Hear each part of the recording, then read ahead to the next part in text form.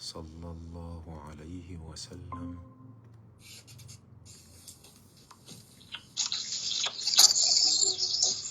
السلام عليكم. وعليكم السلام ورحمة الله وبركاته. السلام عليكم. السلام عليكم. وعليكم السلام ورحمة الله وبركاته. وعليكم السلام. وعليكم السلام يا أستاذ أحمد مرزوق، أنت كنت مدينا وشه طيب ده. السلام عليكم.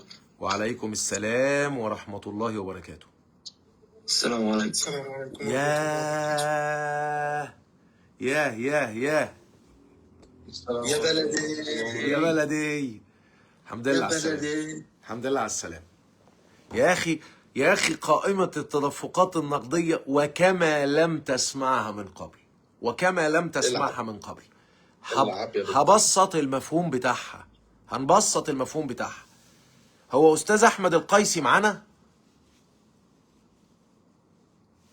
يا دكتور مش موجود اليوم. طب كويس بقى اللي احنا طلعنا لايف، عشان ايه؟ هو اللي كان بيسجل.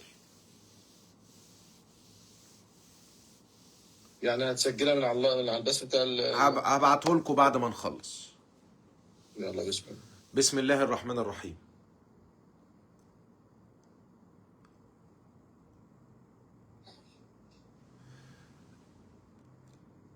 لو انا عندي اصل ثابت، او انا اسف عشان ابسط الموضوع اكتر، لو انا جبت بضاعة بمبلغ 1,000,000 جنيه بالاجل، والبضاعة دي دخلت المخازن يلا بقى بسرعة، يلا بسرعة، ركز معايا.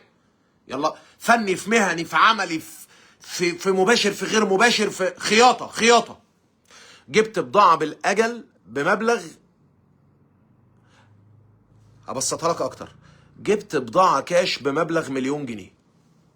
المخزن زاد والكاش قل، صح كده؟ معنى ان المخزن زاد ان الكاش قل. شوف انا هجيبها لك على بلاطه، اهو. المخزن، جبت بضاعه كاش ب1,000,000، فالبضاعه دخلت المخازن، انا لسه ما بعتش. يبقى هنا يا فندم المخازن زادت ب1,000,000 وحسابات السيوله قلت بكام؟ قلت ب1,000,000. هاتها بقى من تحت اهو. فانا لما اقول لحضرتك ان هنا يعتبر الزياده في المخزون تدفق نقدي خارج، حضرتك هتعترض؟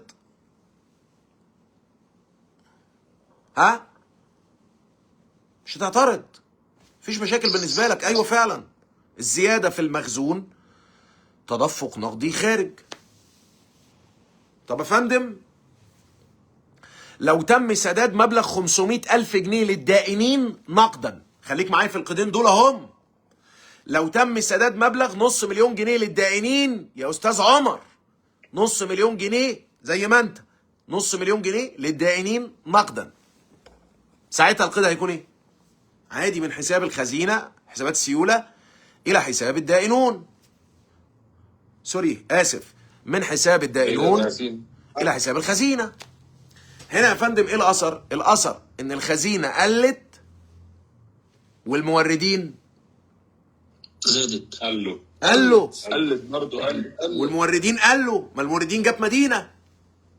يبقى يا فندم اقدر اقول لك، اقدر اسالك، اقدر استفسر منك يا حبيبي يا عزيزي، واقول لك هل نقدر نعتبر ان الانخفاض في الدائنون ب500,000 هو دليل مباشر على انخفاض الخزنه ب500,000؟ ايوه فندم طبعا. في العمليه دي ايوه فندم طبعا. اذا لحد هنا انت ما عندكش اي اعتراض ان الزياده في الاصل تعتبرها تدفق نقدي خارج اللي هو المخزون، وان الانخفاض في الدائنون اللي هو في الالتزام تعتبره تدفق نقدي خارج. ما هي جايه من هنا، وهي جايه منين؟ يلا يا باشا تاني معايا اهي. يا باشا انا بعلمك حاجه رهيبه جدا. لحد هنا احنا ماشيين على ارض واحده، لحد هنا احنا ماشيين على ارض صلبه.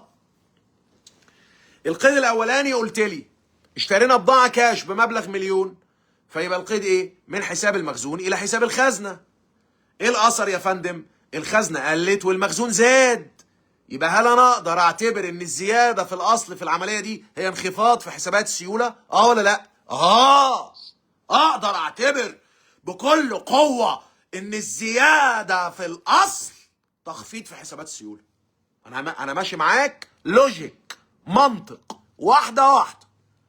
طب الدائنون يا فندم، الدائنون كانت بمليون ومئتين يا احمد، يا احمد، يا احمد، يا احمد، يا احمد، يا احمد، يا عزل. ايوه واخد تغفيله يا احمد. الدائنون كان بمليون وسبعمية. الدائنون، ما هو اكيد ما بتستجمش على كلامي، مش كلام استجمام ده خالص. الدائنون كانت بمليون سبعمية يا حسين، يا فاضل، يا مستر محمد عماد، يا محمد سالم. الدائنون كانت بمليون سبعمية، بقت بكام؟ بقت بمليون ومئتين. بقت بكام يا فندم؟ بمليون ومئتين. الدائنون حصل لها ايه؟ قلت. هل نقدر نعتبر ان الانخفاض في الدائنون انخفاض في السيولة؟ ايوه، وبمنتهى القوة. ايه العبط ده؟ ايه العبط اللي انت بتقوله ده؟ ايوه طبعا، لو كانت زيادة في اصل هتبقى انخفاض في السيولة. لو كانت العملية في اساسها كده. انت معايا ولا مش معايا؟ ولو كان انخفاض في التزام يبقى يا فندم ايه؟ يبقى انخفاض في السيولة. فمن هنا جت القاعدة بتاعت ايه؟ اننا نتعامل مع كل الاصول علاقة عكسية مع الخزنة. يعني لو زادت تبقى الخزنة قلت. السيولة بقى، السيولة بقى، لو الاصول زادت يبقى طبيعي الخزنة قلت. لو الاصول قلت يبقى طبيعي الخزنة زادت. فعشان كده اللي كان بيسألني عليه محمود من شوية، يقول لي اصل بيقولوا اي زيادة في اصل، اي تغير في، وانت تحفظها ليه؟ ما هي يا فندم الزيادة في الاصول كلها كل اللي في قائمة المركز المالي، الزيادة في الأصول تعتبر زيادة في السيولة، في التدفق النقدي، انخفاض في السيولة. انخفاض في السيولة. يبقى كده يا فندم طلعت القاعدة بتاعت إيه؟ التدفقات النقدية الخارجة هتبقى زيادة أصل وانخفاض التزام. أي أصل زاد أو أي التزام قل، يبقى ده تدفق نقدي خارج. طب التدفق النقدي الداخل يبقى اي نقص اصل. ما هو لو انا ببيع المخزون ده يبقى المخزون هيقل، النقديه هتزيد لو القيد هنا مباشر. يبقى اي نقص اصل. ازاي نقص المدينون؟ ازاي نقص المخزون؟ ازاي نقص الارصده المدينه اللي هي اصول تبقى تدفق نقدي داخل؟ ما هي ناقصها يا معلم. معنى الكلام ده اللي انت حصلت قيمتها في الفترة اللي فاتت، ان انت بعتها، ان انت تخلصت منها. فقال لك يا فندم بمنتهى السذاجة اتعامل مع الاصول علاقة عكسية، واتعامل مع الالتزامات علاقة طردية. معلش، زيادة العملاء مالها؟ زيادة العملاء، مالها؟ العملاء زادت، مالها؟ فدي هعالجها ازاي؟ معلش دي مش فاهمة. زيادة العملاء مثلا زادت. انت قلت العملاء زادت 5 مرات يا عبد الرحمن، انا سمعتها من اول مرة. بحسبك لما تيجي تقول هتزود لي 5 مرات قلت لي لما العملاء تزيد، العملاء مثلا زادت. طب والارباح المحتجزة؟ طب والقروض؟ طب ومجمعات الاهلاك؟ طب والمخصصات؟ يا فندم يا عبد الرحمن في بنود كتير، مش العملاء بس. فبعد اذنك يا عبد الرحمن انا بشرح كونسبت، الناس فاهماني يا جماعه؟ انا بشرح كونسبت الاول، اثبت قاعده، اقف على ارض، اجي بقى اقول لك العملاء، المدينون، اوراق القبض، اوراق الدفع، فنخلص من القاعده. الله يرضيكم. يبقى القاعده العامه اللوجيك اللي انا ماشي فيها معاك ان اي اصل يزيد تدفق نقدي خارج، اي اصل يقل تدفق نقدي داخل. انا لحد هنا بقول لك لو كانت العمليه دي مباشره على الخزنه، ما لو عبد الرحمن كان صبر عليا كنت انا هقول له العملاء كانوا بمليون، العملاء بقوا ب700,000.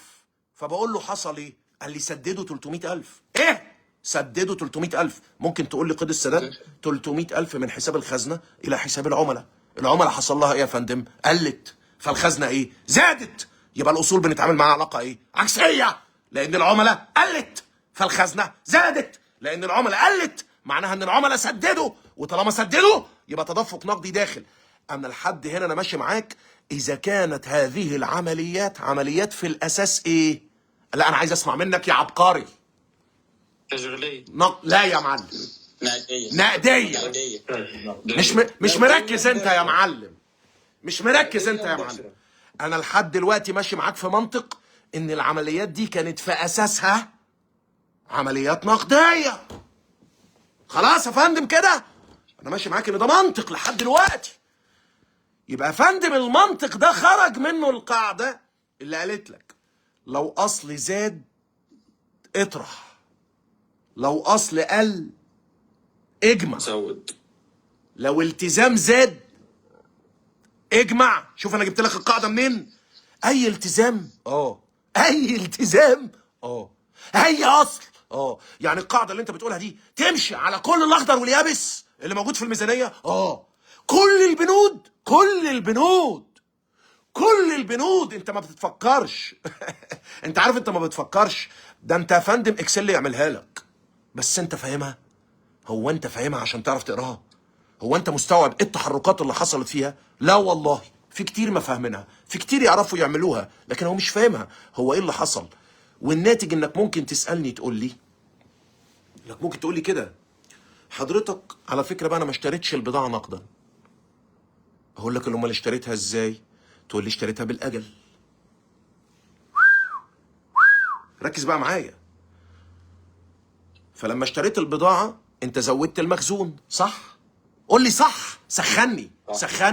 زودت المخزون وانت يا معلم جيت كده ايزوليت، خدت المخزون بمعزل عن باقي الصفقات، ورحت قلت لي معنى ان المخزون زاد يعني هطرح، لان ده تدفق نقدي ايه؟ خارجي. قال لي بيسألني لو جبت واحد على وجه الارض يا اخي ربنا يبارك والله العظيم للناس كلها مش هتسمعها كده والله، ما هتفهم الميكانيزم بتاعتها. فانا جاي بيسالني بيقول لي وانت عملت كده؟ قلت له عملت كده. قال لي عملت ايه؟ قلت له اعتبرتها تدفق نقدي خارج. قال لي مسكت عليك غلطه يا معلم. قلت له قول.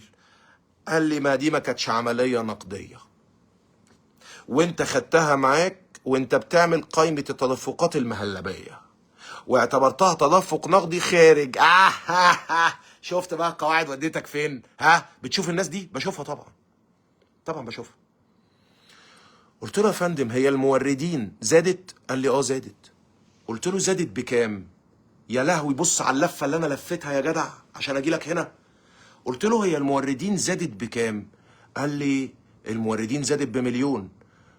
قلت له ما انا خدت الموردين ايزوليت كده برضو بعيد عن كل حاجه، وقلت له سالته هو الموردين زادت ولا قلت؟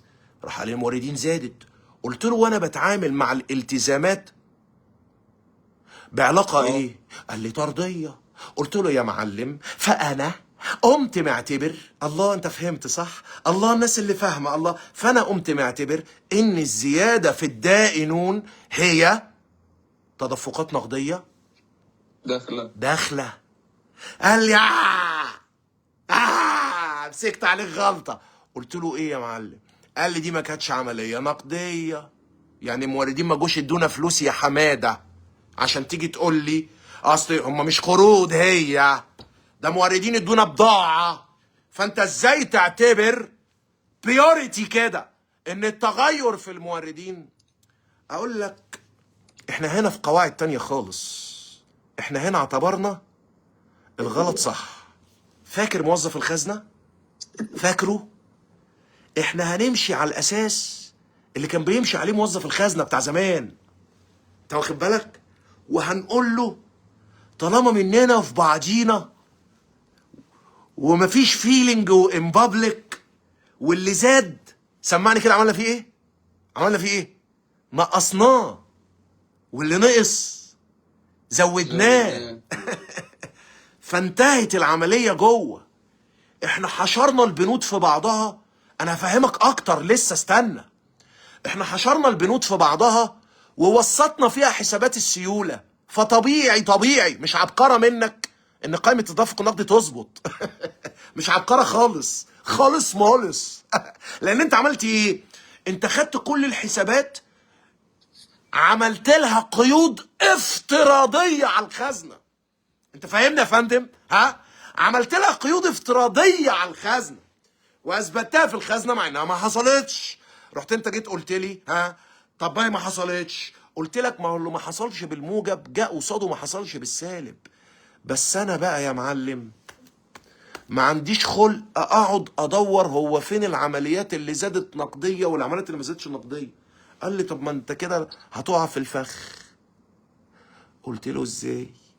قال لي افرض اشترينا البضاعه دي ب1,000,000 جنيه بس سددنا 300,000 كاش والباقي بالاجل. قلت له عظمه العظمه. قال لي حلها لي بقى. هنا المخزون زاد ب700 انما الموردين زادوا ب1,000,000. سوري، المخزون زاد ب1,000,000 انما الموردين زادوا ب700. هتعمل ايه فيها بيئه دي يا فقيق؟ قلت له سهل خالص. هما يا فندم المخزون زاد ب1,000,000 علاقه عكسيه، يبقى هطرح 1,000,000 وفقا للتغير. والدائنون زادوا بكام يا فندم؟ قال لي الدائنون زادوا ب700. ده داخل علاقه طرديه، يبقى هجمع 700. قال لي شفت؟ يبقى انت طلعت 1,000,000 ودخلت 700، ولا 1,000,000 حصلت ولا 700 حصلت. قلت له امال مين اللي حصل يا حماده؟ قال لي اللي حصل 300 خرجت. قلت له ما هو اثبات العمليتين دول يصفي معايا في الاخر ان النقديه خرجت 300. انا مش عبقري يا جماعه. انا جيت يا جماعه في المخزون ورحت قال الى حساب الخزنه ب1,000,000. قلب واحد ما يكفيش والله، والله العظيم ده توفيق من ربنا، والله العظيم ده توفيق من ربنا يا جماعه.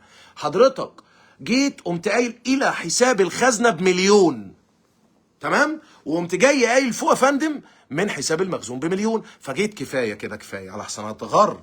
فجيت حضرتك قمت واخد ال1,000,000 واعتبرها طالي خارجه. قلت له عظيم. قال لي وجيت خدت ال700 الزياده في الدائنين واعتبرتها لي داخله. قلت له عظيم. كده انا جبت الخزنه داينه ب1,000,000 وجبتها مدينه ب700، يبقى الاثر النهائي انها داينه ب300. يبقى ده اللي حصل فعلا. يبقى حتى لما لعبت في البنود على حالها في الاخر صب في الخزنه برضه في النهايه. في الخزنه هي حته عجينه وانت ماسكها في ايدك، انت واخد بالك؟ هي حته عجينه وبتملى بيها فراغات، انت واخد بالك؟ بتملى بيها فراغات. فاللي فاضي بيصب على المليان، اللي فاضي بيصب على المليان. لكن يوم ما تعصرها في الاخر اللي مليان شويه خدت منه واللي واطي شويه ضفت ليه، لحد ما جيت للمربع بتاع الخزنه صبيت فيه الحته بتاعته طلعت بتساوي 300. انت معايا ولا مش معايا؟ فكل الحركات اللي انا اثبتها هي كانت حركات غير فعليه، عشان ما حضرتك ما حدش يضحك عليك وهو بيعلمك قائمه التدفقات النقديه ويقول لك انه من البديهي ان لما الاصل يزيد، الاصل الثابت يزيد على سبيل المثال، يبقى ده تدفق نقدي خارج. مش شرط، مش شرط على الواقع يبقى ده حصل. لانه احيانا ممكن يقول لي ايه؟ طب ما انا جبته بقرض. طب ما انا جبته ايه؟ طب ما انا جبته بقرض. طب يا فندم ما انا هشوف الاثر على الاصول الثابته وهشوف الاثر وهيلغي الاثر ده في القرض. بس انا من خلال الله، من خلال انا في العمليات التشغيليه الزياده والنقص ده، العمليات الاستثماريه والتمويليه اللي هي معالجه تانية، من خلال قائمه التدفق النقدي ابتديت اشوف هي فعلا الربح بتاعي زاد فين وقل فين وزود فين واتصرف فين وجا منين تحركات الاموال. يا جماعه كان في قائمه اسمها قائمه المصادر والاستخدامات عن الفتره، ودي قائمه مش بيهتم بيها كتير. قائمه المصادر والاستخدامات دي مهمه حلوه. بنعملها امتى؟ لما يكون عندي ميزانيه مقارنه سنه 2024 وسنه 2025. عندي ميزانيه مقارنه. انت عارف يا جماعه ميزانيه حرف تي، فاكرها بتاع الثالثه اعدادي دي؟ ميزانيه حرف تي دي، فالاصول يا جماعه محطوطه عمودين والالتزامات محطوطه عمودين. خلاص؟ الحقوق والالتزامات اسمع كويس جدا اللي انا هقوله لك ده. حضرتك اصول حقوق والتزامات 2024 جنبها اصول حقوق والتزامات، مش ده شكل الميزانيه المقارنه او في شكل تقرير؟ جنبها اصول والتزامات ها، او اصول وتحتها حقوق وتحتها التزامات، او اصول وتحتها التزامات تحتها حقوق، ايا كان انت ماشي على الشكل الاطار القديم والاطار الجديد، الا ان الثلاث مكونات دول موجودين، اصول وحقوق والتزامات، متساويين في سنه 2024. متساويين. طب متساويين في سنه 2025؟ متساويين طبيعي، ما هي ميزانيه. قلت له عظيم. قال لي زود لي عمود ثالث. قلت له هتعمل فيه ايه؟ هتعمل فيه ايه؟ يقول لي هتعمل فيه ايه؟ هتحلل فيه؟ قلت له لا، هجيب فيه التغير. اسمع بقى، هجيب فيه ايه؟ التغير. يبقى دي قائمه اسمها قائمه التغير في الارصده، بس ملهاش اسم تاني. قائمه التغير او حساب التغيرات في بنود الميزانيه. القائمه دي بنعملها ايه يا جماعه؟ انت عندك 2024 وعندك 2025، صح؟ خلاص؟ هتاخد كل الارصده اللي في 2024 تطرحها ناقص كل الارصده اللي في 2025. انت شكلك وقعت مني ومش مدرك خطوره واهميه المعلومات اللي انا هقولها دلوقتي.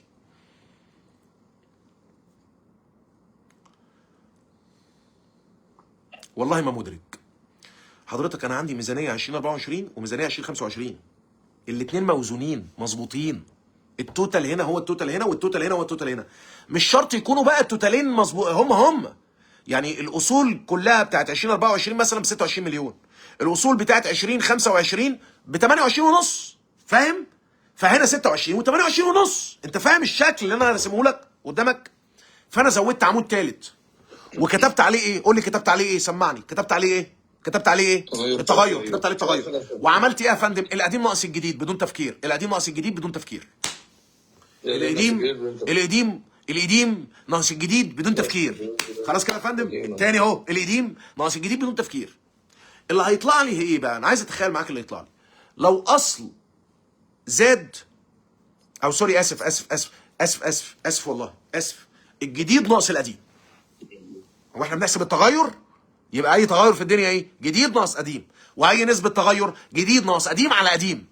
اي تغير جديد ناقص قديم. اي نسبه تغير جديد ناقص قديم على قديم. زي ما يجي يقول لك كده هات لنا الانيوال جروس ريت، معدل النمو السنوي بتاع الاقتصاد، ها؟ فده اسمه زير تو يير برسنتج تشينج، نسبه التغير السنوي من سنه لسنه. فانا بجيب ايه؟ بجيب الناتج السنه دي وبجيب الناتج السنه اللي فاتت وبطرح الجديد ناقص القديم واقسم على القديم عشان اطلع معدل التغير، معدل النمو. فانا هنا في الميزانيه دي عايز اجيب التغير بس. يبقى هعمل ايه؟ جديد ناقص القديم.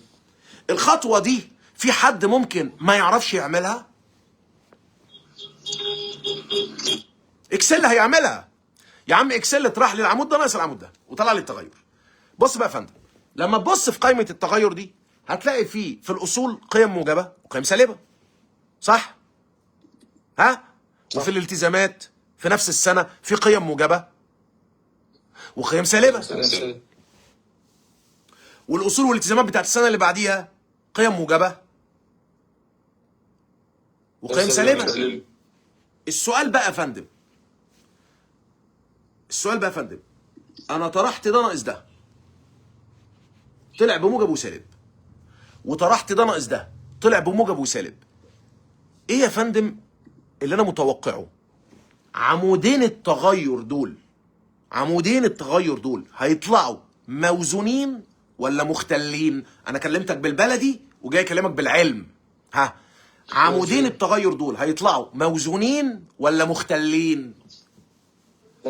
موزونين. الناس بتاعت الهندسه والميكانيكا والاستاتيكا وحساب المثلثات عارفه كويس قوي ان هم هيطلعوا موزونين. اوعى تكون مش فاهم انا بقول لك هم ايه اللي موزونين، لحسن تكونوا نايمين. حضرتك انا عندي ميزانيه 2024 و2025. حضرتك انا عندي ميزانيه 2024 و2025. قمت خدت الجانب بتاع الاصول طرحت الجديد ناقص القديم، وخدت الجانب بتاع الحقوق والالتزامات طرحت الجديد ناقص القديم، اداني خانه اسمها التغير. الخانه دي هتطلع ايه يا فندم؟ هتطلع موزون. بس مش شرط التغير يطلع بقيمه التغير في اجمالي قيمه الاصول. قميص نفيسه نشف ولا لسه ما نشفش؟ لسه. معلش انا عايز افهم تاني. انا كنت من شويه قلت لك ان الاصول، اجمالي الاصول، انا بكلم ناس فوق في الفضاء، ها، في الفضاء، بكلم ناس في الفضاء، بكلم ناس عاليه، بكلم ناس ثقيله، ها. لو فاكر قلت لك ان الاصول بتاعت 24 كانت ب 26 مليون، وقلت لك ان اجمالي الاصول بتاعت 25 ب 28 مليون ونص، صح كده؟ فالتغير، اجمالي التغير هيبقى بكام؟ ها؟ اجمالي التغير مليون ونص. من ده 2 ونص. هيبقى بكام؟ من ده لده اجمالي التغير ب 2 مليون ونص.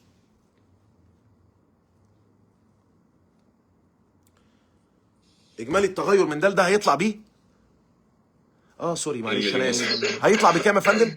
التغير ده من ده هيطلع بكام؟ 2 مليون ونص. التغير ده هيطلع 2 مليون بكام؟ ونص. التغير ده ناقص ده المفروض ان هو يديني الفرق اللي هو كام؟ اللي هو كام؟ 2 مليون ونص. 2 مليون ونص. مش دي موزونه؟ اعتبر انا وانت بقى ان ده ميزان جديد، بس انت عارف هو اتعمل ازاي، اوكي؟ مش دي موزونه؟ صح كده؟ البنود اللي هنا مش فيها خزنه وفيها عملاء وفيها مدينون. الله، لو وصلت معايا انا عايز اقول لك قائمه التدفق النقدي اتعملت ازاي، العبان ده اتعمل ازاي. فهم جابوا التغير ده اللي حصل، جابوا ليه يا فندم؟ قول لي. جابوا التغير ولقوه موزون، فجابوا ميزان جديد. الميزان ده فيه مجموعه من البنود هنا زادت وقلت، صح؟ ها؟ وفي مجموعه من البنود هنا زادت وقلت، اوكي؟ تمام. لو انا شلت التغير في الخزنه او التغير في حسابات السيوله يوزن؟ لا. ما يوزنش، صح؟ ما يوزنش، صح؟ وزنت. طب انا لو خدت حته الخزنه ومسكتها هي على جنب وقمت واخد اجمالي التغير اللي هنا طرحته ناقص اجمالي التغير اللي هنا تاني، هنعتبر ان التغير بتاع الخزنه كان بنص مليون وبقيه التغير كله ب 2 مليون، خلاص؟ فانا خدت الخزنه مسكتها كده وطلعتها على جنب وقلت لك التغير هنا بكام؟ رحت قلت لي ب 2 مليون ونص. قلت لك طب والتغير هنا من غير الخزنه بكام؟ قلت لي ب 2 مليون. قلت لك يبقى طبيعي التغير اللي حصل في الخزنه بنص. فقائمه التدفق النقدي بالطريقه الغير مباشره ما بتعملش حاجه، هي بتجمع دول ناقص دول. انت فاهم حاجه لو فهمتها والله العظيم؟ ها؟ انت فاهم حاجه؟ هي ما بتعملش حاجه. هو يا جماعه بيديك قائمه مركز مالي مقارن عشان تقول لي انا مش بعرف اعمل قائمه تدفق نقدي بطريقه غير مباشره. يا اخي اسكت، قول بعرف. يا اخي اسكت، دي تافهه يا راجل، دي تافهه. بص يا ريس، قول له بعرف، وبعدين ابقى تعالى على جنب واعمل له ايه بقى؟ فاجئه، قول له في ثانيه الا ثانيه اديني الميزانيه المقارنه، وانا قسما بالله 5 دقايق اطلع لك قائمه تدفق النقدي اندايركت ميثود. هتعمل ايه؟ مالكش دعوه، بس اديني الميزانيه المقارنه. لما اخد الميزانيه المقارنه هعمل ايه؟ هجيب خانه اسمها التغير. لو سمعت الكلام ده في حته قبل كده ابقى تعالى قوله لي، تمام؟ لو سمعته في حته قول لي انك سمعته. هتعمل خانه اسمها التغير، وبعدين يا فندم هتعمل ايه؟ هتقوم تقول له كده، هتاخد دول، ها بص بقى، هتاخد دول تطرحهم ناقص دول،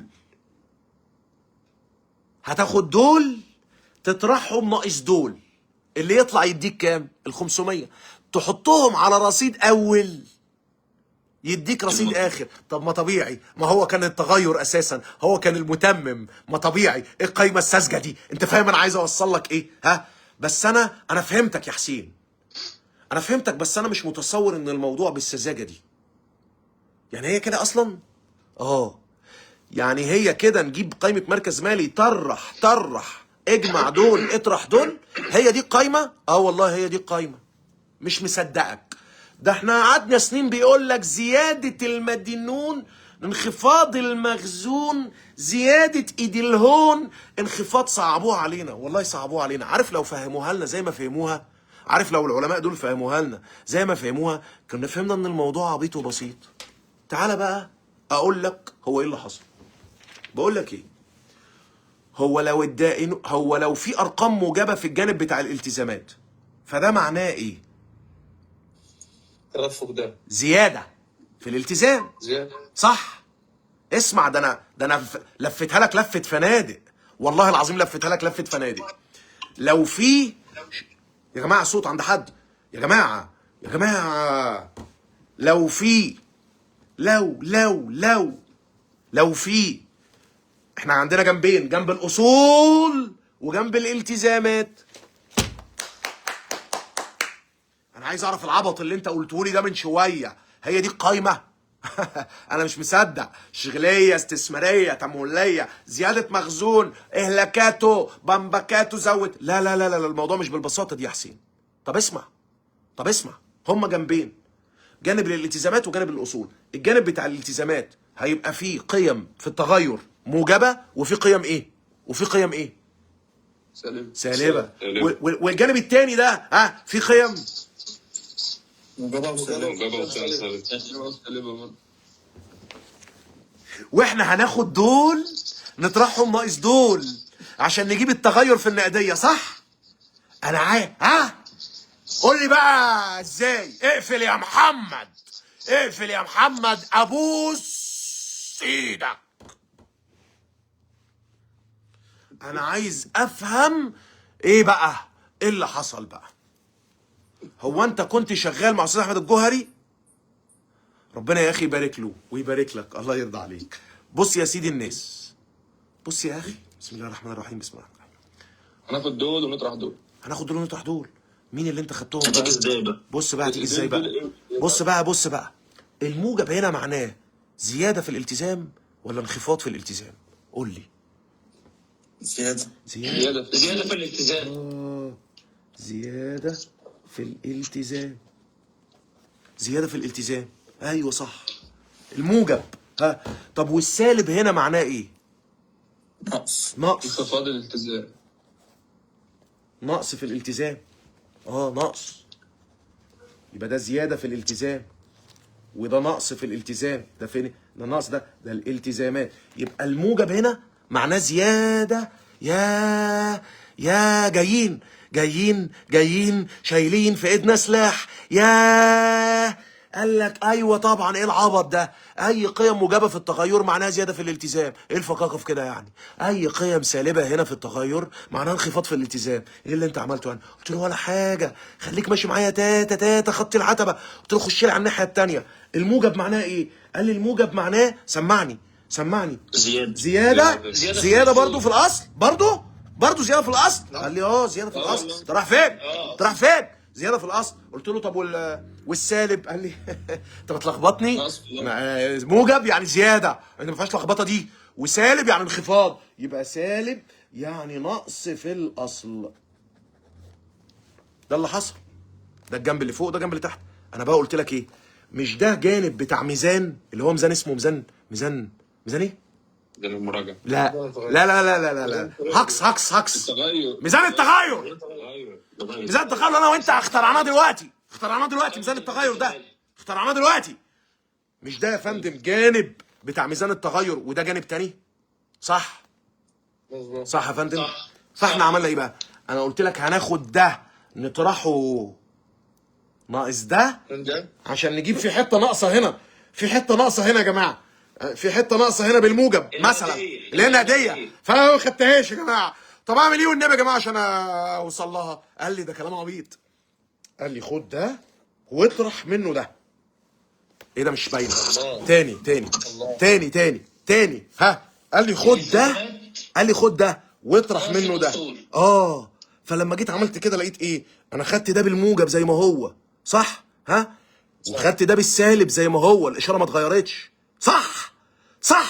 ما انا ايه يا رجاله؟ خدت ده بالموجب زي ما هو، ما انا بقول لك ده ناقص ده، يبقى خدت ده بالموجب وخدت ده بالايه؟ بالسالب. بس حطيت هنا ايه؟ سالب،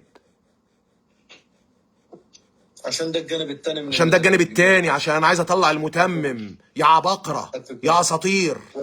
انما انا عايز هنا، لا انا عايزك انت اللي تستنتج يا عبقري. فانا حطيت هنا الايه؟ السالب. شفتها؟ السالب. فلما حطيت هنا السالب دي قلبت موجب سالب، دي قلبت موجب سالب، ودي قلبت موجب قلبت موجب. يا ولادي الايه؟ عشان كده زيادة الاصل اطرحتوها عشان سالب في موجب بسالب، انتوا بتروحوا الجنب التاني يا ولاد تاني يا دكتور، تاني الايه. معلش يا دكتور. لا يا ريس، لا لا يا ريس اسف، لا يا ريس اسف. يعني ايه اعيد تاني؟ يعني ايه اعيد اللي انا قلته ده كله تاني؟ يعني ايه النتيجه اللي انا قاعد بقالي لا يا فندم مش هعيدها يا فندم. لا يا فندم مش هعيدها. حضرتك عطلتنا وقطعت تفكيري، حضرتك قطعت تركيزي. لا يا فندم مش هعيدها، عشان في نقطه انا واقف عندها وعايز اوصل مع الساده للحظه المهمه. فحضرتك والله قطعت تفكيري والله.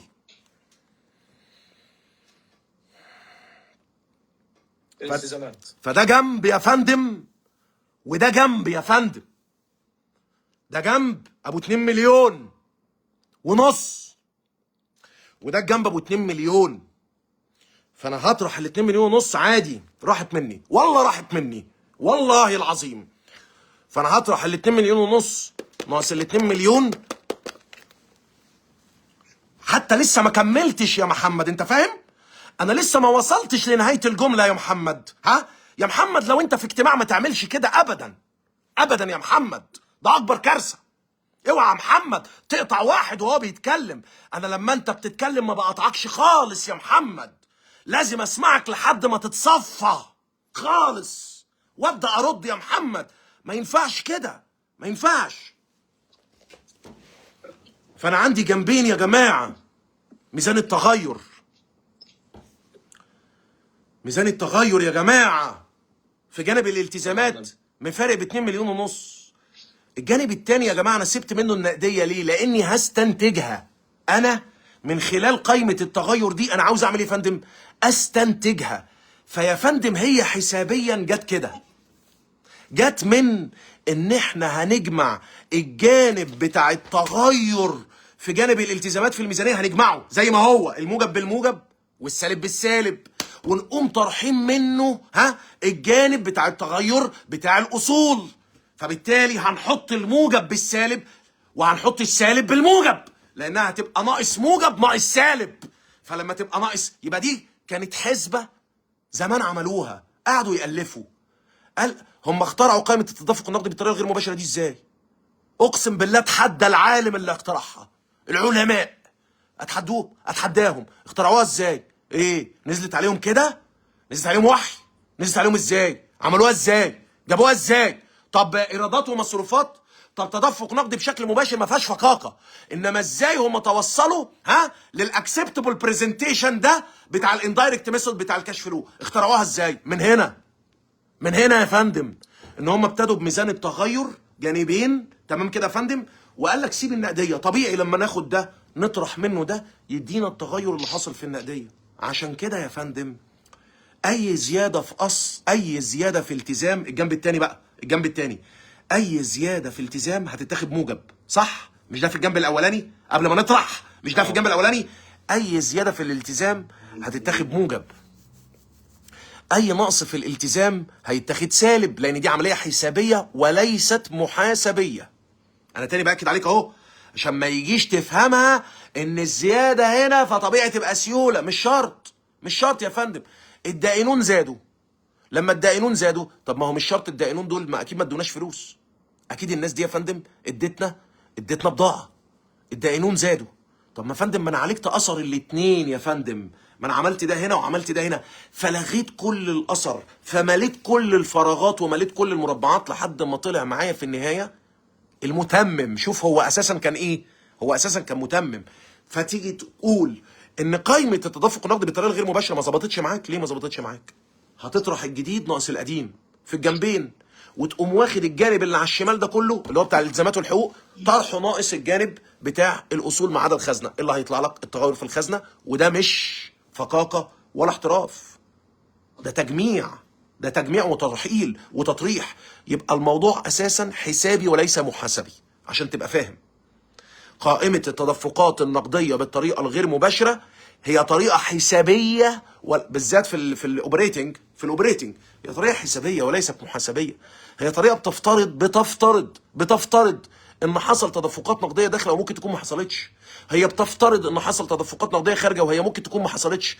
انما هو عالج الاثر بشكل متكافئ، عمل خطا محاسبي بس بشكل متكافئ، فبالتالي الخطا المدين شال الخطا في الداين، وفي النهايه انت ليك النتيجه اللي هتحصل على التدفقات النقديه، الاثر النهائي اللي حصل على التدفقات النقديه بمنتهى البساطه.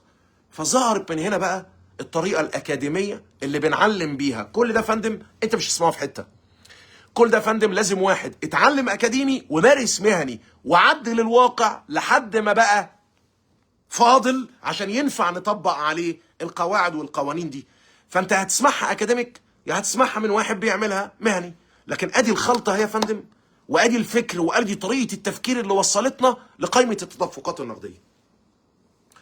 قلنا الاكسبتبل برزنتيشن، تدفقات النقديه من العمليات التشغيليه، تدفقات النقديه من العمليات الاستثماريه، تدفقات النقديه من العمليات التمويليه. بالنسبه للطريقه المباشره والطريقه الغير مباشره مفيش خلاف.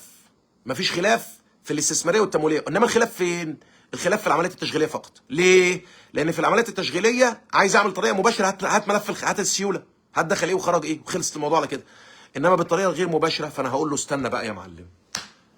انا هقول له بسم الله الرحمن الرحيم، صافي التدفقات النقديه من الانشطه التشغيليه. اول حاجه هاخدها صافي الربح اللي طلع من قائمه الدخل.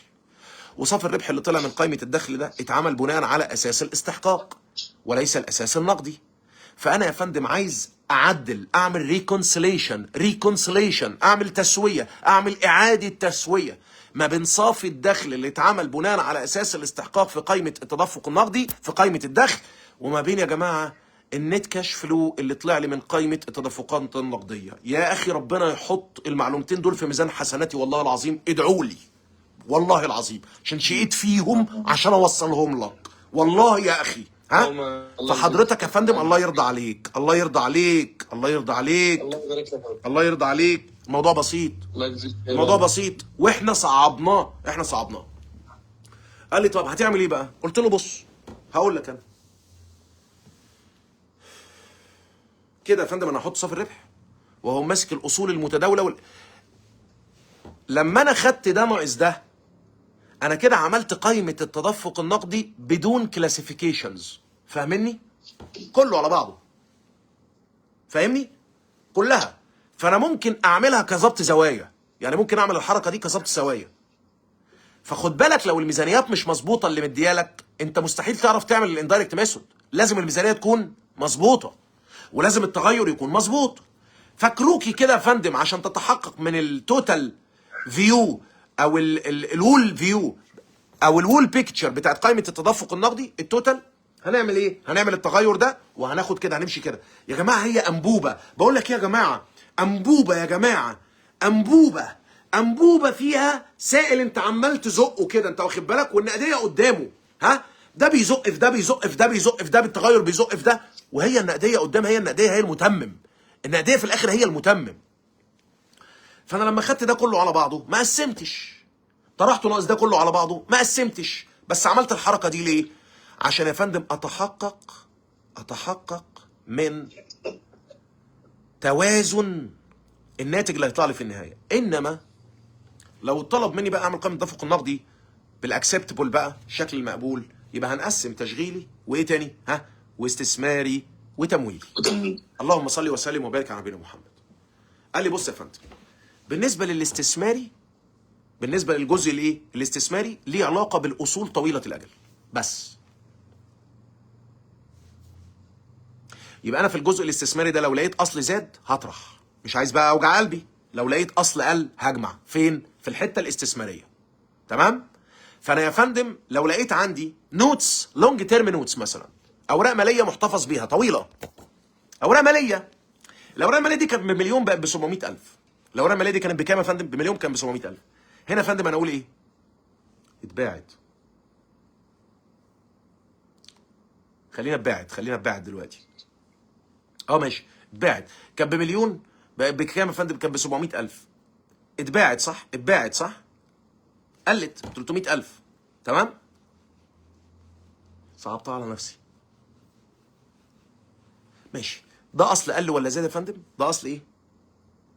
قل. يبقى ده تدفق نقدي ايه؟ داخل استثماري. هوضح حاضر، هوضح بس عشان الم الصوره كامله. يبقى الاستثماري ليه علاقه بالاصول طويله الاجل. انا بشرحها بس حته حته، ها؟ ده ليه علاقه بايه وده ليه علاقه بايه وده ليه علاقه بايه. يبقى الاستثماري ليه علاقه بالاصول طويله الاجل، زادت او قلت. خلاص؟ مش قادر اعمل سكيب. لازم يكون عندي اديشنال انفورميشن متعلقه بالاصول الثابته. اللي بعته بكام؟ اللي اشتريته بكام؟ طب اللي بعته كان مجمع الاهلاك بتاعه بكام؟ طب ده كان يبقى بخلاف ان انا عندي اديشنال انفورميشن، معلومات اضافيه زي ما حضرتك هتشوف في المحاضره، ها؟ وهتذاكر في المحاضره وهتحل في المحاضره. بخلاف ان انا عندي معلومات اضافيه، يبقى انا خلاص انا عارف كويس جدا ان التدفقات النقديه من العمليات الاستثماريه لها علاقه بالاصول الثابته. فأي أرباح أو خسائر ناتجة عن الاستحواذ أو الاستغناء عن الأصول الثابتة ما ينفعش تكون موجودة في العمليات التشغيلية. قول لي ماشي. أي أرباح أو خسائر ناتجة عن الاستحواذ أو الاستغناء عن أصول طويلة الأجل، دي ما تعتبرش عندي عمليات تشغيلية، دي تعتبر عندي عمليات استثمارية. امشي معايا واحدة واحدة. يبقى الأصول الثابتة بيعا وشراء بأرباحها وخسائرها عمليات استثمارية. خلصنا من الاستثمار. خش لي على العمليات التمويلية. العمليات التمويلية ليها علاقة راس المال المملوك، راس المال المقترض. يعني من الآخر التزامات طويلة الأجل وحقوق ملكية.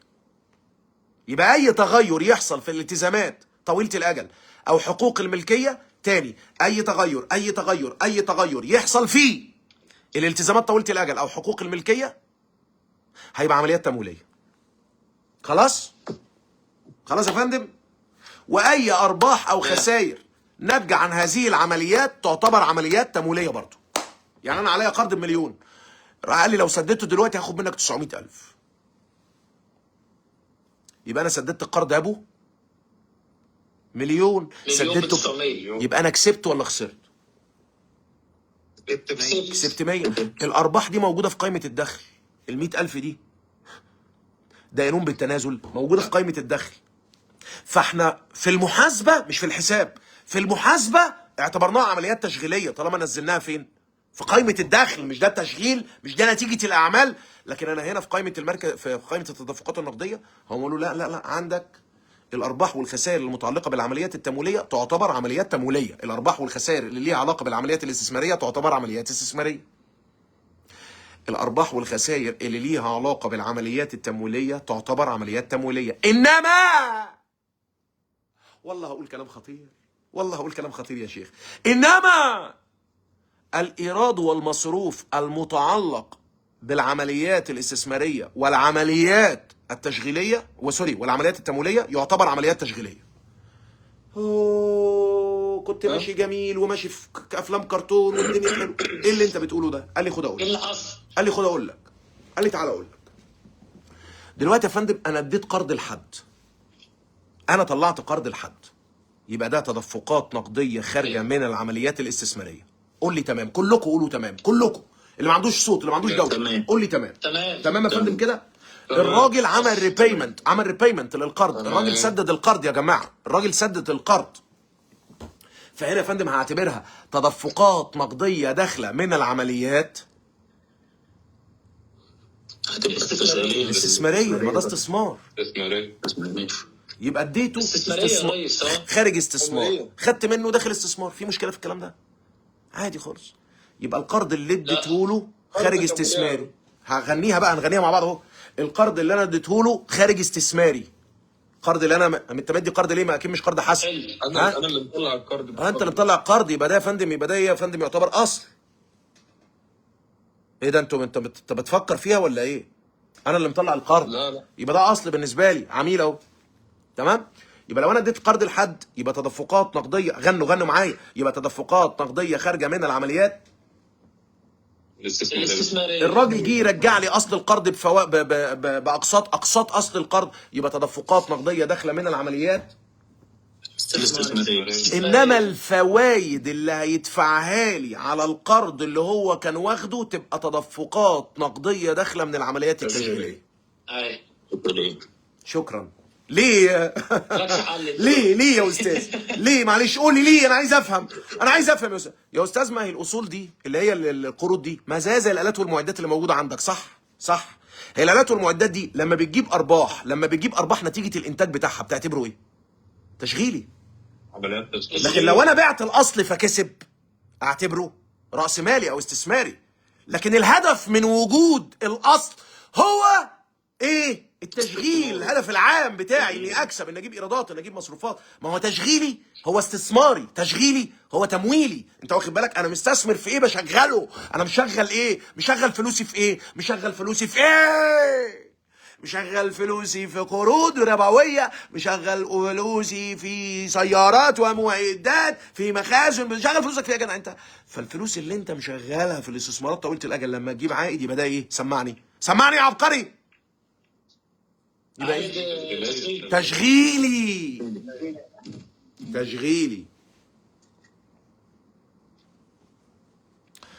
جبت اصل بمليون. جبت اصل بكام يا فندم؟ بمليون. الاصل اللي انا جبته بمليون يا فندم، اللي انا جبته بمليون، يبقى ده تدفق نقدي خارج من العمليات الاستثماريه. هو انت تقدر في الشغل عندك تقعد مركز الاربع 5 ساعات دول كده متواصل؟ لا ما اقدرش.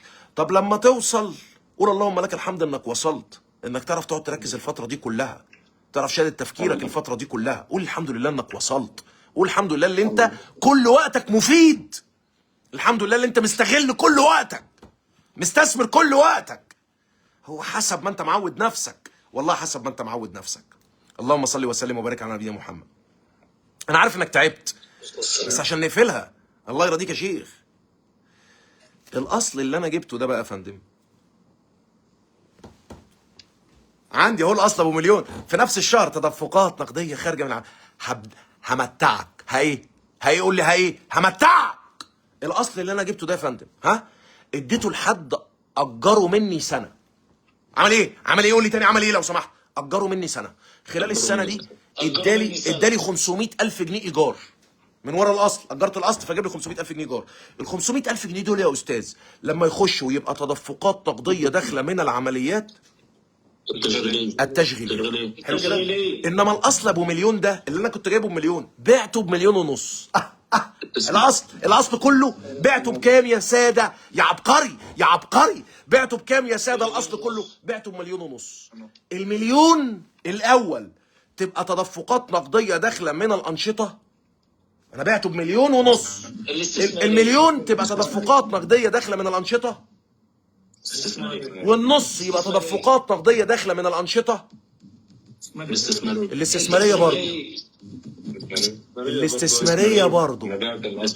استاذ انت عملت لي تربله في نافوخي. استاذ ايه اللي انت بتقوله ده يا استاذ؟ ارباح وخسائر الاصول الثابته هي استثماريه، لان ده ربح مش تشغيلي. ده انا مش شغلته فجاب لي، لا ده انا بعته فجاب لي.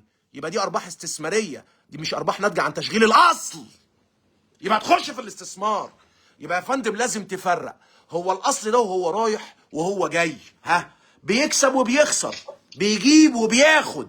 انت واخد بالك؟ اللي زاد ده ناتج استثماري ولا ناتج تشغيلي؟ قول لي هتسمع الكلمتين دول فين؟ قول لي سمعت الكلمتين دول فين؟ والله بكلمك جد يا اخي. قول لي يا فندم هي الزياده دي عشان الناس تقول لي ايه؟ بقول لك ايه؟ احنا خدنا قرض من حد، قلت له عظيم، يلا قول معايا. يبقى تدفقات نقديه داخله من العمليات. قول لي مش سامعه. التمويليه.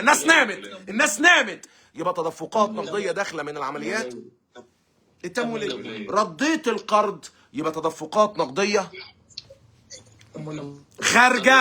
خارجه من العمليات التمويليه. دفعت فايدة القرض اللي عليا ده، دفعت الفايدة بتاعته، يبقى تدفقات نقدية خارجة من العمليات التشغيلية. يبقى الفايدة قبضا وسدادا تشغيلي على طول. الفايدة قبضا وسدادا تشغيلي. الفايدة مدينة ودينة. اقفل يا معتز عندك. الفايدة مدينة ودينة تشغيل يا معتز. الله يرضى عليك يا يا معتز، الله يرضى عليك يا معتز، انا بتلكك يا معتز، الله يرضى عليك. يبقى الفايدة على طول تشغيلية. يا استاذ فهمتك. قرض اديته خارج استثماري، الراجل بيرجع القرض اللي انا اديته له داخل استثماري، الراجل بيدفع الفايده على القرض اللي انا اديته له، يبقى داخل تشغيلي. الراجل ده كان واخد 1,000,000 جنيه قرض، فجاء قال لي هم 900,000 اللي هتاخدهم القرض، وانا وافقت، يبقى انا خسرت 100,000. العمليات الاستثمارية انا خسرت كده كام؟ 100,000. بدل ما كنت مستني اقبض 100,000 خسرت 100,000. انا خسرت 100,000 يا جماعه. يبقى ده تدفق نقدي خارج. فعلا خارج، يعتبر خارج. تدفق نقدي ما حصلش، ما تنساش القاعده، ما حصلش. يبقى ده تدفق نقدي خارج بس عن العمليات الاستثماريه. يبقى حاول تفرق ما بين ارباح وخسائر الاصل او الالتزام ذاته، وما بين الارباح والخسائر اللي بتنشا عن وجود الاصل او الالتزام ذاته. يا سلام يا سلام يا سلام، سلم تاني كده. حاول تفرق ما بين الارباح الناتجه عن الاصل ذاته، عن الالتزام ذاته، او الارباح والخسائر والايرادات والمصروفات الناتجه عن تشغيل الاصل، عن وجود الاصل، عن وجود الالتزام. يا فندم فاكر المشهد بتاع لما قال لها ترجمي الحزلقوم مش عارف ايه، لما جابت الراجل اللي كل مره بقولها لك انا دي، ويقول لها انت بتقول له، يقول لها ايه ده كده خلاص؟ قالت له امال ايه كده خلاص؟ انت فاكر ان كده خلاص؟ ايوه كده خلاص. يعني ايه؟ يعني انا عاوز اعرف ايه التشغيلي، ايه الاستثماري، ايه التمويلي. فانا قلت لك ان الاستثماري ليه علاقه بالاصول، طولت الاجل، وقلت لك ان التمويل ليه علاقه بالقروض وحقوق، صح؟ اي حاجه تانية تبقى تشغيلي. اي حاجه تانية تبقى تشغيلي. اي حاجه تانية تبقى تشغيلي. دي بقى هنشتغل معاها بانهي طريقه؟ بطريقه اجمع ده واطرح ده. انت فاهم حاجه؟ بالطريقه اللي انا علمتها لك، انا الوحيد اللي علمتها لك. اتحداك.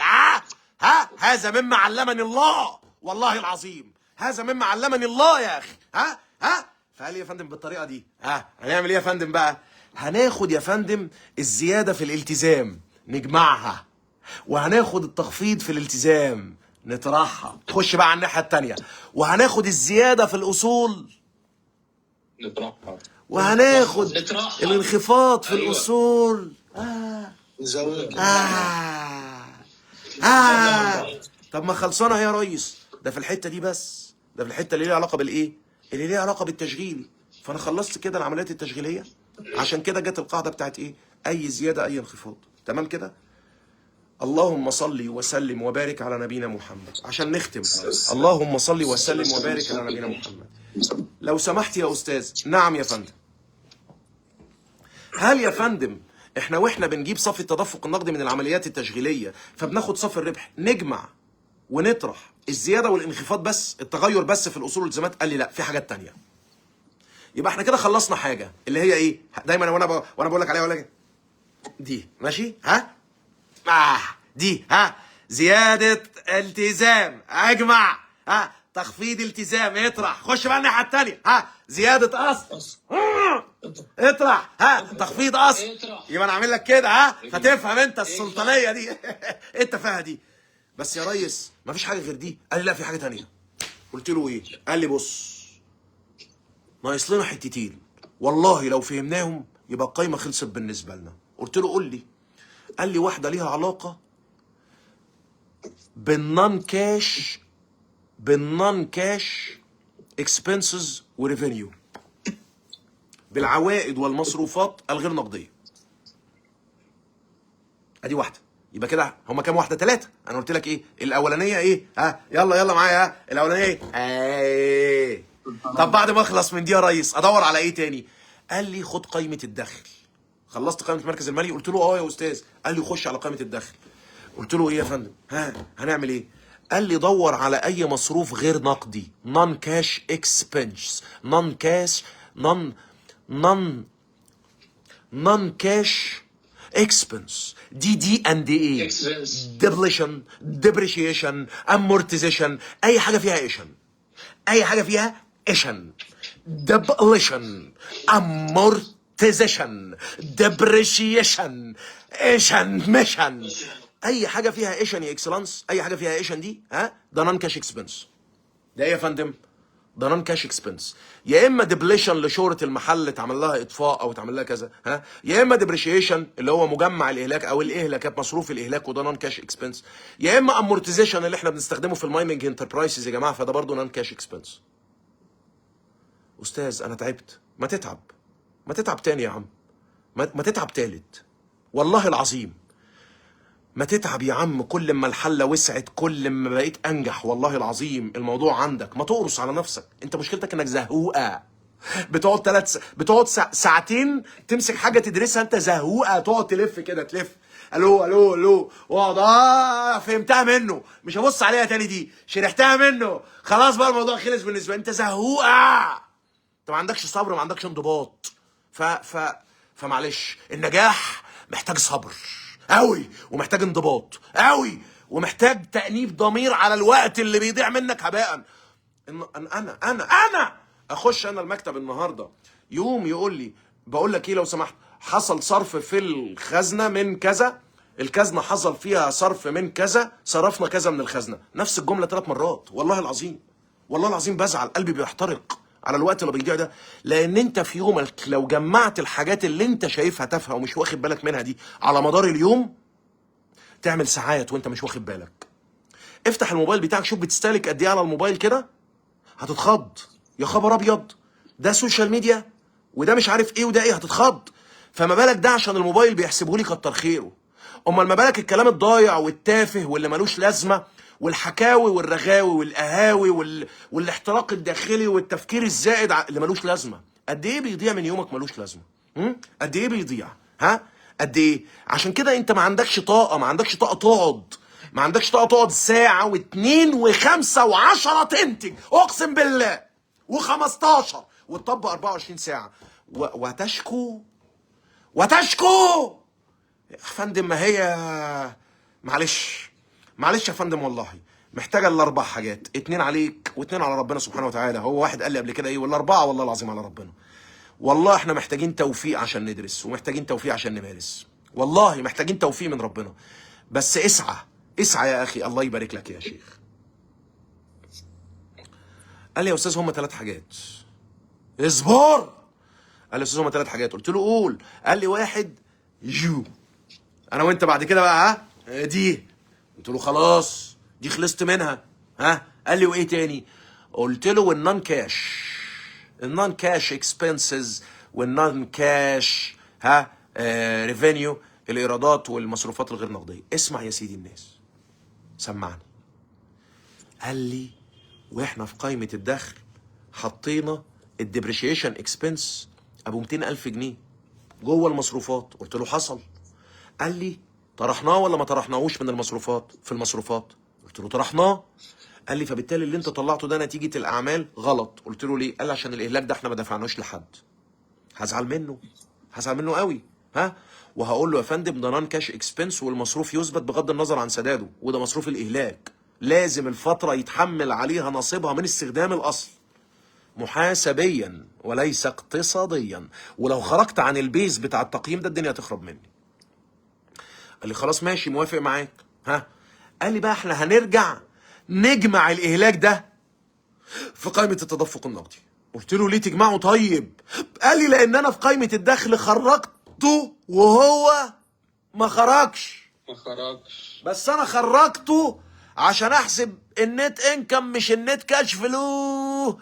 فانا دلوقتي وانا بحول النت انكم للنت كاش فلو، فانا هقول له فين المصروفات اللي ما خرجتش وانت خرجتها عشان ارجعها تاني لانها ما خرجتش. اذا هنجمع كل النون كاش اكسبنسز، هنجمعها، هنجمع الاهلاك، هنجمع النفاذ، هنجمع الاطفاء، لان دي ما خرجتش.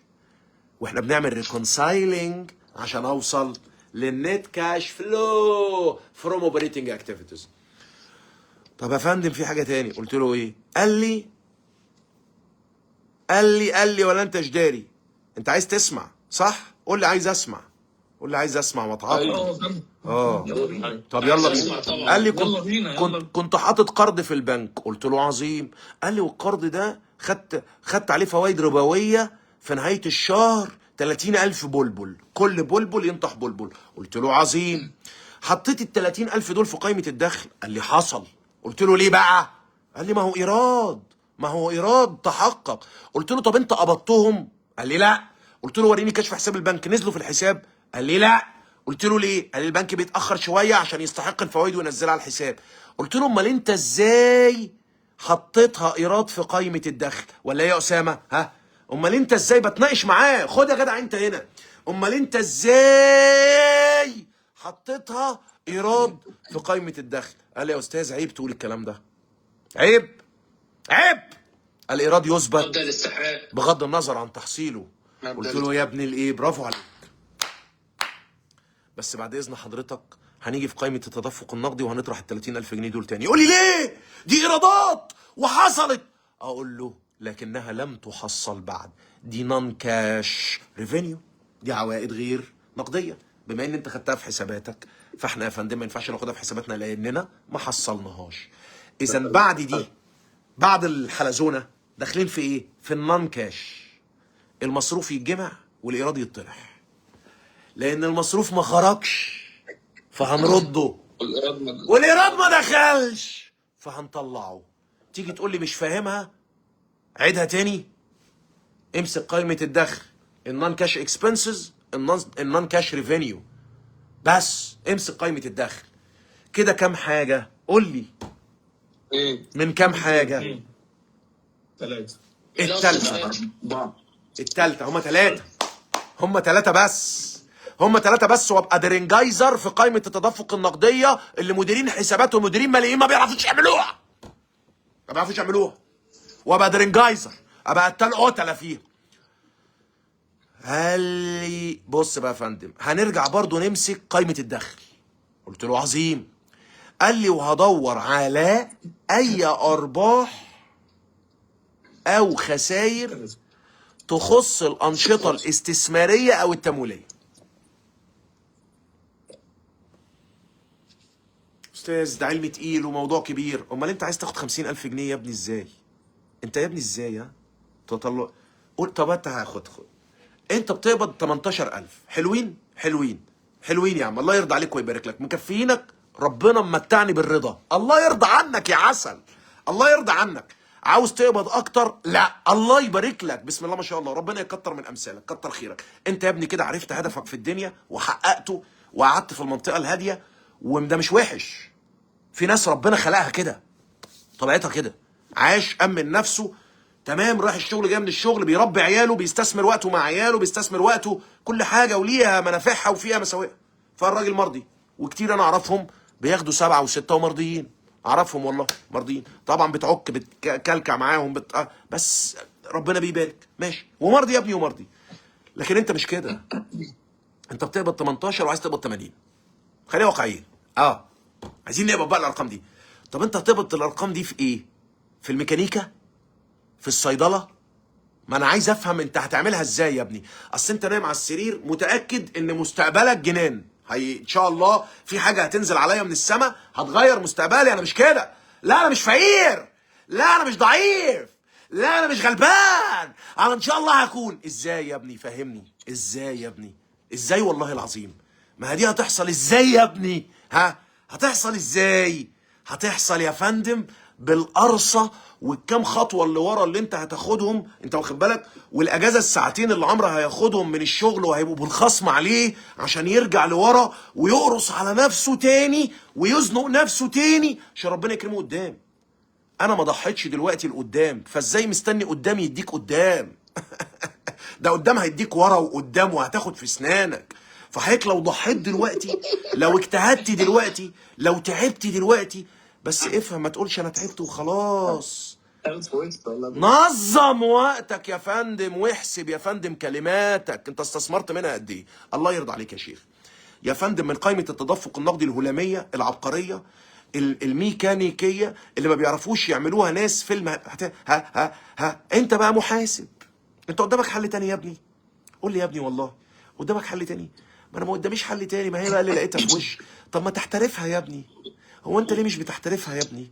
ما تحترفها يا ابني. ما هي يا ابني، ما الموضوع بسيط يا ابني. ما تقعد يا ابني كل يا ابني ونام يا ابني عليها يا ابني ويأثر واقرا يا ابني وتفحص يا ابني وحل يا ابني واشتبك يا ابني وحسن شغلك يا ابني واظبط واضغط واستثمر وقتك. والله العظيم هتيجي معاك، والله هتيجي معاك. وقدامك سكتين يا باشا، تاخدها شغل ومهني وتحترفها في الارض تحت وتعرف تصطاد الصيده والمنشاه اللي تشتغل فيها، يا اما تدرس شهاداتك ومعاييرك وتبتدي تدور على منشآت مالتي ناشونال تشتغل فيها بمرتبات محترمه برضه. ما هو الناس اللي اخدتها اكاديميك وقعدت 3 4 5 سنين بتدرس ما قفلوش على الارض، ما شافوش العك. هو شاف المدينه الفاضله، فهو مش هينفع يخش يشتغل غير في المدينه الفاضله. اللي درس الايه؟ المعايير، تمام؟ مش هينفع يخش يشتغل غير على المدينه الفاضله، فده بيدور في حته. وفي ناس اخدتها مهني معهاش فلوس تدرس الشهادات، مستثقله طول مده الزمنيه للدراسه، فدخل بقى اتكرت محاسب خزنه، في محاسب عملاء، في راح مخازن، في راح تحصيلات، في نزل في المبيعات شويه، في طلع يا ابني روح مندوب شويه، في جه شويه، في مسك فكبر في السن فمسكوه حاجه تانية معاها، فابتدى فخدها مهني من تحت. واتنطط بقى. هو لما احترف اتنطط، نط من المنشاه دي للمنشاه دي. لما المنشاه دي عرف قيمته، انا في ناس بعمل معاها انترفيو واثقه جدا من نفسها، واثقه جدا، وبيطلب مرتبه بمنتهى القوه، ومقيم نفسه في السوق كويس وعارف سعره بكام، عشان هو عارف امكانياته ايه. فانا بقول لك يا فندم، هو ايه المحاسبه الماليه غير قائمه دخل، قائمه مركز مالي، قائمه تدفق نقدي؟ هو ايه المحاسبه الماليه تاني؟ والله هو ايه المحاسبه الماليه عشان تتكلم بمنتهى الثقه وانت بتقول انا محاسب مالي محترف؟ ايه المحاسبه الماليه تاني؟ ايه المحاسبه الماليه تاني غير قائمه دخل وقائمه مركز مالي وقائمه تدفق نقدي عشان تقول انا المجال ده ذبحته؟ ولو دخلت على اي شركه خد بالك بس، عشان اوعى تتخض او تفقد ثقتك في نفسك لما تكون فعلا انت درست وطبقت عندك مره واثنين وثلاثه، وجيت دخلت على شركه جديده ما عرفتش تطبق. اوعى تقول ما عرفتش، قول انا في انتظار الحل الامثل. الموضوع محتاج وقت، انت متهيألك. لو في حسابات هربت هتبقى محتاجه مراقبه. وانا بقول لك انا عن نفسي بفترض رقم الاصول الثابته، ارمي 2 مليون ونص زياده عادي ثبته. ما تقوليش 48 مليون 368 الف 900، مش هقعد معانا الرقم ده كل شويه. اركن لي الرقم ده مش محل مراقبه دلوقتي، في ارقام اهم. فانت حضرتك لازم تفهم دي مش تاخدها غير بالخبره، مش تاخدها غير بالخبره. لان انت احيانا في ناس بتضيع وقت، محاسبين بيضيعوا وقت، بيبقى بيراجع نقطه معينه يطلع نقطه ثانيه غلط، فيفضل يطلع ورا الغلط ورا الغلط ورا الغلط، ينسى الهدف الاساسي ويكتئب ويقول لك القائمه مش عارف اقفلها والدنيا بايظه والدنيا خربانه. اهدى يا بابا وريلاكس وحدد مسؤولياتك، وفين البنود الكريتيكال والايتمز الكريتيكال اللي انت المفروض تراجعها الاول، وبعد كده البنود الاكثر استقرارا تتراجع بعدين. فانا بقول لك قائمه التدفق النقدي ايه؟ تشغيلي، استثماري، تمويلي. تمويلي وخلصنا منه، استثماري وخلصنا منه. طب بالنسبه للتشغيلي دي ووراها النون كاش اللي داخل واللي خرج، حلو كده؟ المصروف النون كاش يتجمع والايراد النون كاش يطرح. ناقص لنا ايه؟ حاجه واحده بس. قال لي الارباح والخسائر الناتجه عن العمليات الاستثماريه والعمليات التمويلية. انا هدي عليها مثالين عشان يتفرموا وخلاص. ده لو انت عاوز تسمع، انا هدي عليها مثالين. يا اخي قعدت 3 ساعات ونص كتير قوي يا اخي، نص ساعه بريك يعني 3 ساعات كتير قوي يا اخي. معلش سامعين فداك الدنيا يا دكتور والله. معلش.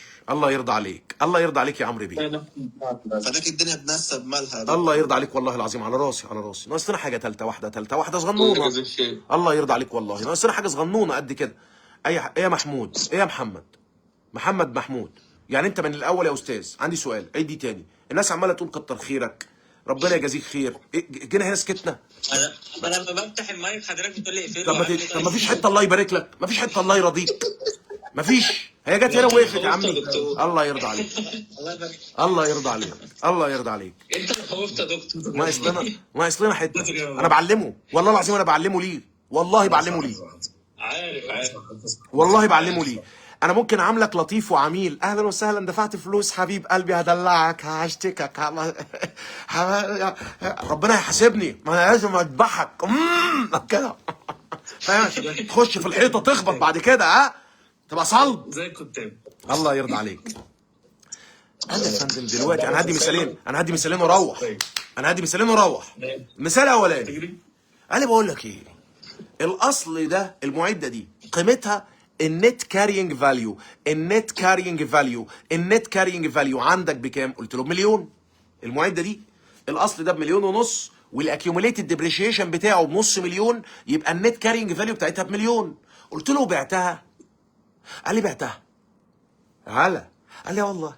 قلت له بعتها بكام؟ قال لي بعتها ب1,230,000. قلت له عملت ايه بقى في ال1,230,000 يا اكسلانس؟ قال لي خدت مش قبضتهم؟ قلت له خدت ال1,230,000 مع انها ممكن في الاساس ما كنتش عمليه نقديه، بس انا ممكن يكون ايه، حاجه في حاجه، بس احنا حسبناه مليون كام؟ فكرني بالرقم 230,000. قلت له باشا يبقى انت هتيجي في التدفقات النقديه من الانشطه الاستثماريه وتكتب 1,280,000 تدفقات نقديه داخله من الانشطه الاستثماريه. داخله ماشي. طب بس عاديه خالص. بس في حاجه انت نسيتها. قلت له قول يا محترم قول. قال لي الاصل ده لما جينا عملنا القيد بتاع البيع بتاعه، قيد قيد بتاعه عملت ايه بقى؟ اقول لك انا. قلت له الى حساب الاصل ب1,500,000، ومن حساب مجمع اهلاكه بنص، ومن حساب الخزنه ب1,250,000. فانا كده لقيت الجانب المدين من القيد 1,280,000. مش عارف الناس مركزه مع 1,780,000. مش الخزنه دخلها 1,280,000 ومجمع الاهلاك اللي اتقفل مدين بنص مليون، يبقى لقيت القيد فوق كام؟ 1,780,000. قول لي تمام. طب القيد تحت دايم بكام؟ ب1,500,000 بس اللي هي تكلفه الاصل.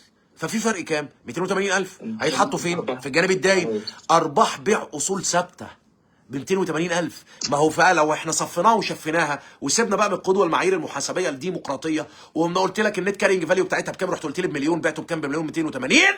اذا في ارباح بيع اصول ثابته قيمتها 280,000 جنيه.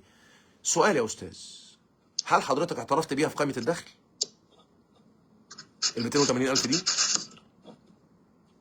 هل ارباح بيع الاصول الثابته ب 280,000 هل موجوده في قائمه الدخل المحترفه بتاعتك؟ ولا لا؟ موجودة. طبعا موجوده. طبعا موجوده.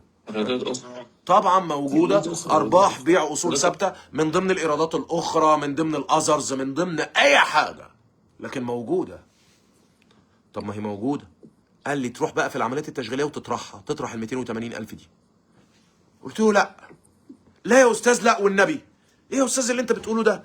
ده ال 280,000 دي والله دخلت، دي مش زي الحاجات التانية، مش زي الفايده اللي انت كنت، دي دخلت دي. قلت لك دخلت، بس دخلت نتيجه عن نشاط استثماري واحنا اخدناها في اعتبارنا تحت.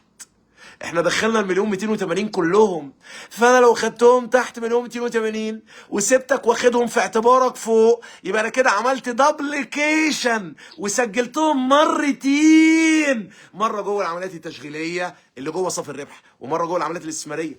يبقى كده المفروض اعمل ايه؟ اطرحها من العمليات التشغيليه. يبقى انا هطرح اي ارباح ليها علاقه بعمليات استثماريه او تمويليه من فوق من التشغيلي، وهجمع العكس بقى، وهجمع اي خسائر ليها علاقه بالنشاط الاستثماري او النشاط التمويلي. فانا كده بقى استهدافي في المنطقه بتاعت التشغيل 3 حاجات، 1 2 3. واحد ايه؟ قول لي كده، قول لي واحد ايه؟ اهي جدودو واحد اهي. 2 يا باشا لو في السلطانيه، لو في يا باشا مصروفات غير نقديه تتجمع، ولو ايرادات غير نقديه يا ريس تطرح. خلاص يا ريس خلصنا. وبعد كده يا ريس قال لي تروح تدور يا ريس على الارباح والخسائر اللي ليها علاقه بالجودو والعليدي. تطرح ليه؟ تطرحها ليه؟ والله دخلت يا شيخ، انما هي دخلت وفقا لعمليات استثماريه وعمليات تمويليه، فحضرتك انك تسيبها بتاع ده يحصل دبليكيشن في الحساب. من هنا كونا قائمه التدفق النقدي بالطريقه الغير مباشره. اوعى بكره ما تشوفش اللايف. انا هسيب اللايف لحد بكره، اوعى بكره ما تشوفش اللايف عشان تربط. فندم والله ويشهد على ربنا انا ما بعلمكش محاسبه، انا بعلمك ازاي تفكر بيها. ازاي تفكر زي الناس اللي اخترعتها. الناس اللي اخترعتها دي فكرت فيها ازاي عشان تبقى سهله وميسره ومنطقيه بالنسبه لك. فحاول بالله عليك من هنا لبكره تبص انا لايفين، ها انا سايبهم الجزء الاولاني والجزء الثاني انا سايبهم لحد بكره، فهيك تتفرج عليهم. انت واخد بالك في قنوات يوتيوب كتير، تمام؟ لو دخلت على اليوتيوب عامله واخده ومفعله الارباح وماخده الفيديوهات بتاعنا منزله اللايفات وعاملاها عندها، انت واخد بالك؟ وبتحقق فوائد. فالنهارده الراجل بتاع داخل فبقول لي الحق ده القناه دي جايبه كام مشاهدات ودي عامله فيوهات ودي مشغله. الله يرضيهم يا اخي، والله الله يرضيهم ويبارك لهم يا اخي، والله الله يرضيهم. ياكلوا عيش، ايه ياكلوا عيش بقى. ياكلوا عيش يا ريس، يلا يا اخي مش فاضيين والله العظيم ما فاضيين، مش فاضيين اطلع بس ينصصوا. صدقه ودعايه ببلاش برضه يا دكتور. صدقه جاريه، علم ينتفع ما في دعايه برضه يا دكتور.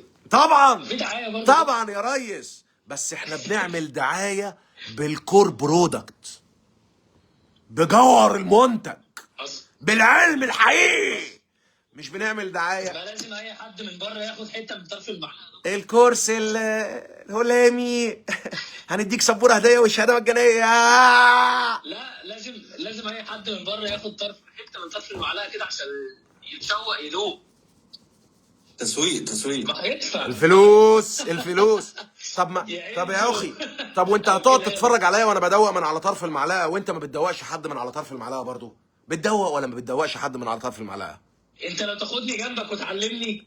طب دوق الناس يا اخي، ما انت عندك ربنا والله حاطط حواليك الفرص بس انت مش شايفها. ايه اصبر دي ثانيه واحده. معتز انت هتعمل فيديوهات زي معتز ولا ايه؟ وهتعمل ايه؟ في ناس والله خدوا معانا كورس وطلعوا عملوا فيديوهات. والله بقول لك ايه، وهتعمل ايه؟ وهتروح بقى تاخد الكام اخر 3 محاضرات في الكورس اللي انا بعته لك، تمام؟ ايوه. وهتاخد اخر 3 4 ورقات في يونت، في فايل بتاع شابتر 1 اللي انا حالل فيه الحاله العمليه، ونزلت لك المحاضره لايف على البورد. انت ما عندكش حجه. 3 محاضرات بيشرحوها وانا قاعد على كرسي، ومحاضره شرحوا الكونسبت بتاعها كامل اهو، شكلها عامل ازاي والمفروض ايه بيتحرك فيها، ومحاضره عاملها لك وانا على البورد بحل الحاله العمليه حته تنتوفه. فحضرتك قدامك 24 ساعه تعمل تحدي مع نفسك. انا عايز اموت الحته دي، خد اجازه من الشغل بكره بدون مرتب واقعد عشان تنام اليوم كله ولا هتعمل حاجه. هتقول انا هقعد عشان اخلص الحته دي. لا لا وهتلاقي الجو ساعه. المحاضره دي 20 ما هو الكلام ده يا فندم هيحصل امتى؟ الكلام ده يحصل لما انت اساسا تكون بتستثمر الوقت اللي بعد الشغل، لكن انت كده بتتلكك عشان تضيع وقتك. والله العظيم ايه ده انا كنت عامل حسابي ان انا اقعد ادرس او اذاكر من الساعه 7 ل 8:30، خلاص اليوم هرب مني كده، انا بكره هبدا من اول وجديد، انا بحب اليوم كله. زي كده اللي افتكر ربنا كرمه وقام جاي مثلا وقت صلاه المغرب ولا وقت صلاه العشاء سمع الاذان في قلبه، لا قال لك لا انا حرام كده، انا مبطل صلاه، انا هبدا صلاه. طب ما تبدا يوم مصلي، يقول لك ايه اصلي ايه من بكره، من بدايه اليوم، عشان اليوم لازم اخده من بكره كده. تسويف. واسمع النوتس بتاعت السي ايه بكره، هيفرق معاك كتير والله العظيم، وهتموت المنطقه دي، والله هتموت المنطقه دي.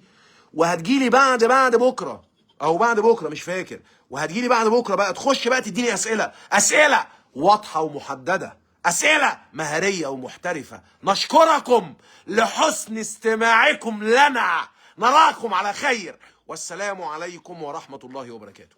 السلام عليكم ورحمه الله وبركاته. وعليكم السلام. السلام عليكم ورحمه الله.